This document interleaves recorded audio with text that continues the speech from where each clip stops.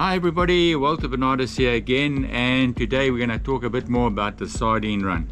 And the thing everybody is after, and that is that bait ball that contains the sharks, the dolphins, the birds, and the bronze whale coming through it. That's what everybody wants. The reality is that there's so many different bait fish coming through on the Sardine Run that we do get bait balls, and there is such a variety of bait balls and action on those bait balls that we've got to adapt to when we're doing the Sardine Run. For instance, when we're talking about the sardine bait ball, the Natal sard, the one that we're actually looking for, we can get very small bait balls, I would say the size of a wheelbarrow full of sardines, and that can produce some really intense action. However, our presence on the scene when it comes to a bait ball like that has a detrimental influence on the predators.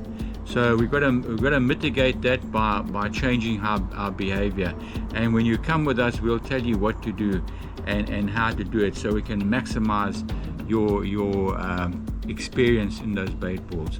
Sometimes we have very big bait balls where, like I said, you get everything: the dolphins, the sharks, the birds, and you know, the bronze whale going through the bait ball. Sometimes the bait balls are made of anchovy, which can be very nice bait balls, quite big as well. And the anchovy bait balls usually have quite a bit of action on them and are very nice to experience. We also get bait balls where there's only dolphins, only common dolphins. We get bait balls sometimes where you've only got baby tuna, the bonitos coming through, flashing like missiles coming through.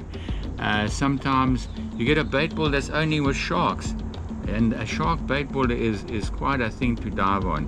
And you know, having these hundreds of sharks in front of you feeding on that bait ball is something that is very exciting and thrilling. Sometimes you get them feeding on red eye, and you'll see that the dolphins, instead of trying to go through the red eyes, because of the way they structure their bait ball, they seem to like to be in like a one-dimensional flat layer. So when the dolphin goes through or the bird goes through, they just open up that line, and it's very difficult to feed on. So you'll see what the dolphins are doing is they'll leap out in front of the bait ball, chasing these guys back. Then they don't know where they are, and they'll hit the back of the bait ball where those sardines aren't suspecting them to come, and they'll feed on those red eye bait balls like that. So very nice to see that kind of aerial attack that the common dolphins put on for us. Sometimes they're feeding on suri. Suri is a long silver fish, about that long, like a half beak, and there you'll see the action is completely scattered. It's like over like an acre with just thousands of birds feeding everywhere, and very difficult to get in on something like that. Of course, you get your mobile bait balls as well, where the sardines are moving around, and you'll notice that when you have a mobile bait ball like that, it's like the birds are giving it away, because they are advancing like carpet bombing ahead of them all the time.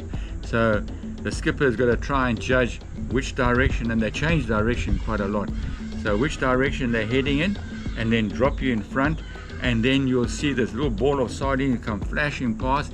Behind it are normally the dolphin, usually a bottlenose dolphin, the deep sea bottlenose dolphin, which is quite strange, and then behind them you get the sharks. So everybody is just chasing after this little ball, and those brief seconds that you get of it flashing past can be quite rewarding and exciting. So a lot of different action, a lot of interpretation of what's going on by the dive master and skipper. So you need the experience to be able to look at the action, and from the way the birds are feeding and the dolphins are feeding, come up with the right action plan so that you can maximize your experience on the Sardine Run. So yeah, hopefully that explains a little bit about the bait balls and how they work, and maybe we'll see all of that put into practice this year again. Let's hope so.